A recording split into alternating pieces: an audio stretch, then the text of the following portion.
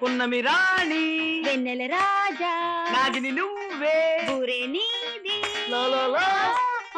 అమ్మో ఓరి మనోన్ముత్త మాయాపూర విజయ నాగరాజా నా ఇంటికి వచ్చి నాకే ద్రోహం చేస్తావా? మర్యాదకు బయటికి వెళ్ళిపో, లేకపోతే నీ నాని కోసి చెవిలో పెట్టేస్తా.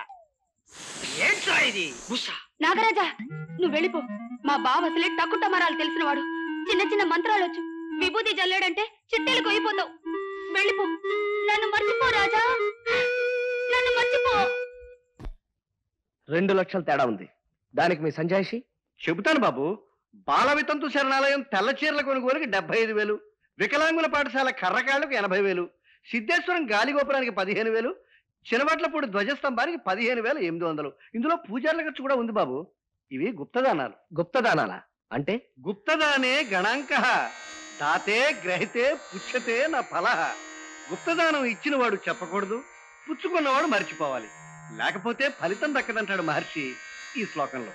అందుకనే ఈ గుప్తదానాల అకౌంట్లో రాయలేదు, తమరు అడిగినా ఎవరు చెప్పరు. ఇక మీ హరికథలు ఆపండి. మిస్ అయిన 2 లక్షలకి 2 రోజుల్లో ఖచ్చితమైన లెక్కలు చూపించాలి, లేకపోతే అఫీషియల్ గా యాక్షన్ తీసుకోవాల్సి వస్తుంది. ధన్యోస్మి. వెళ్ళండి. అలాగే. ఏంటి బాయ్యా, లోపల ఏటైంది? కాయైందా పండైందా? చెక్క అయింది.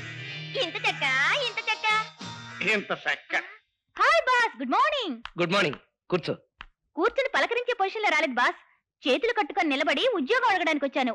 పొద్దున్నే పేపర్లో టైపిస్ట్ కావాలన్న ప్రకటన చూసానా? ఎవడో బట్టతల బాస్ ఉంటాడు, లకోటా ప్రశ్నలు వేసి చంపుతాడని భయపడుతూ వచ్చాను. తీరా వచ్చేసరికి నువ్వు నా ఇది నా సొంత ఆఫీస్ అన్నంత ఆనందం వేసింది. I'm really happy. సుశీల, నీలో ఇంకా ఆ రోజుల్లో స్పీడ్ తగ్గలేదు. మాటల్లోనే స్పీడ్ బాస్, జీవితంలో చాలా స్లో అయిపోయాను. నాన్నకు టీబీ, అమ్మకు పక్షవాతం. ఆదుకోవలసిన అన్నయ్యలిద్దరూ పెళ్లాలతో లేచిపోయారు. రాజా, నిజంగా చాలా కష్టాల్లో ఉన్నాను. ఇదే లాస్ట్ హోప్ గా వచ్చాను.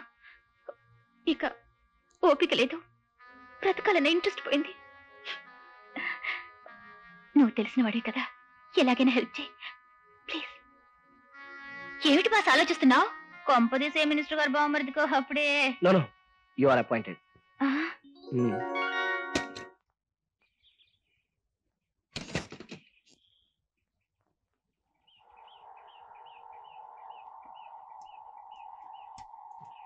కారాపు. ఆయనలా ఉన్నారు. డ్రైవర్ వెనక్కి పోనీ.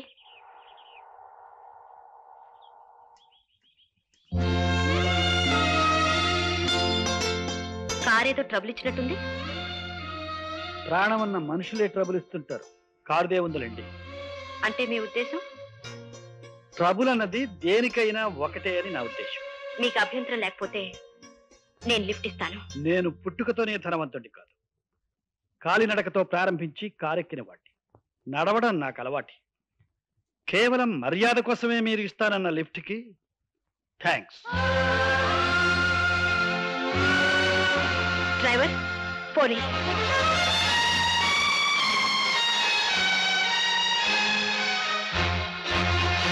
అలాగే 4 లారీ లోడు పంపించండి. Hello boss. Okay. Good morning. Good morning. పాప ఎవరు?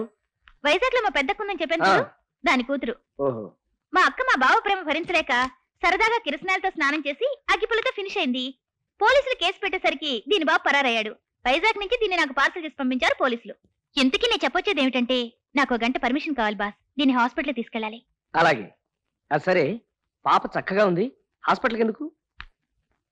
చూడ్డానికి బానే ఉంటుంది, కానీ దీనికి కళ్ళు కనిపించవు.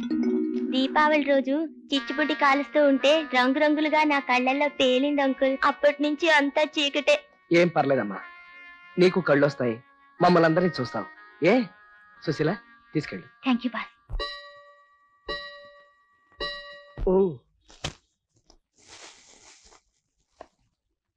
ప్రణామాలు బాబు. ఇప్పుడు ప్రణామాలు ఏంటండి సాయంకాలం పూట? ఇవి నాకు కావు బాబు, ఢిల్లీ ప్రణామాలు. కంట్రాక్టర్లు వచ్చారు. ఇప్పుడు రావడం ఏంటి? రేపు రమ్మన్నాం కదా. పైగా వాళ్ళ వాణి బర్త్డే, ఇప్పటికే టైం అయిపోయింది. ఓహో, మర్చిపోయాను బాబు. వస్తే పోతారు వాళ్ళే. భార్య పుట్టినరోజు కన్నా వ్యాపారమా ముఖ్యం?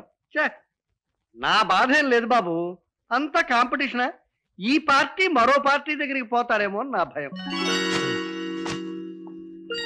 సరే పంపించండి. వద్దులేండి, వాళ్ళతో నా తంటాలేవో నేను పడతాను. మీరు వెళ్ళండి. వద్దొద్దు, వ్యాపారంలో చిన్న పొరపాటు జరిగినా మామయ్య దగ్గర నాకు మాట వస్తుంది. దయచేసి ఏమనుకుంటే ఈ ప్యాకెట్స్ వాణికి ఇచ్చి ఇక్కడ పరిస్థితి గురించి చెప్పండి ప్లీజ్. శుభాకాంక్షలు మిమ్మల్ని చెప్పమన్నారా? ఆయన ఏడు ఆఫీస్ లోనే ఉన్నారమ్మా, ఫోన్ చేస్తారా? అమ్మా అమ్మా వద్దమ్మా, ఎవరు ఉంటారో ఏమిటో, ఇలాంటప్పుడు ఫోన్ చేయడం మంచిది కదమ్మా. మీరు ఫోన్ పెట్టేయండి. హలో, వాణి టామరన్ ఇండస్ట్రీస్. రాజా గారికి ఇవ్వండి. మీరెవరండి? చెట్టు మీద నాచారమ్మను నీకెందుకు, ఆయనకివ్వు. చూడండి, ఫోన్ చేసిన వారు పేరు చెప్పడం కనీస సంస్కారం. నాకు సంస్కారం లేదని చెప్పడానికి నువ్వెవరవే? ముందు ఆయనకి ఫోన్ ఇవ్వకపోతే చెప్పుతో కొడతాను. ఆయన చాలా ముఖ్యమైన పని మీద ఉన్నారు, ఇప్పుడు కనెక్షన్ ఇవ్వడం కుదరదు. I'm sorry. ఎవరు ఆఫీసులో దరిద్రముడా? నా మొగుడికి కనెక్షన్ ఇవ్వమంటే కుదరదంటుందేంటి? అదే అమ్మా, అది ఎందుకులే అమ్మా. చెప్పండి.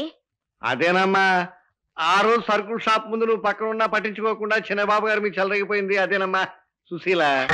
ఏమిటి? అది ఆఫీసులో చేరిందా? నీకు తెలీదా? నీకు తెలిసే మీ ఆయన పెట్టారనుకున్నాను. ఏమిటి, ఆయన పెట్టారా? చాలా కాలమైందమ్మా.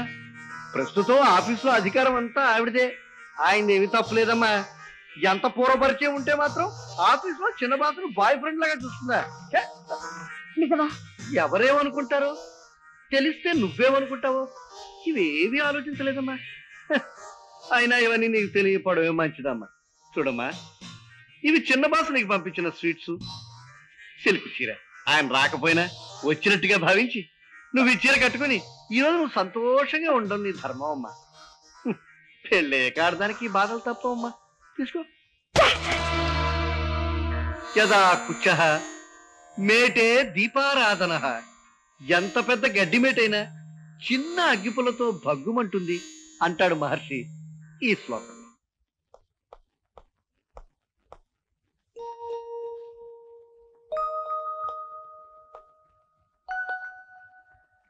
సారీ వాణి, ఈవేళ నువ్వెంత బాధపడి ఉంటావో నాకు తెలుసు.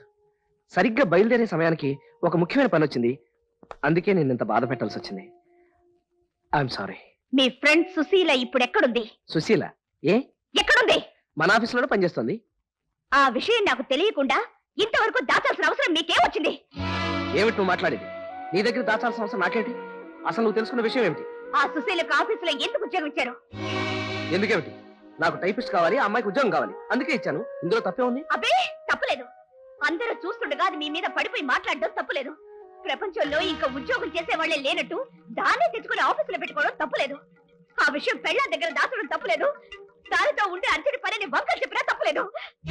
వాణి,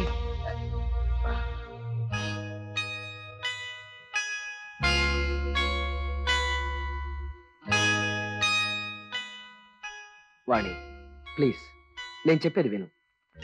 ఆకలి బాధ తెలిసిన వాడిని గనక ఆ అమ్మాయికి ఉద్యోగం ఇచ్చాను. అంతకంటే నాలో ఏ దురుద్దేశం లేదు. బయట ఎన్నో సమస్యలతో ఇంటికొచ్చే నాకు నువ్వు కూడా ఒక సమస్య అయితే నేను భరించలేను. దయచేసి నన్ను అర్థం చేసుకో.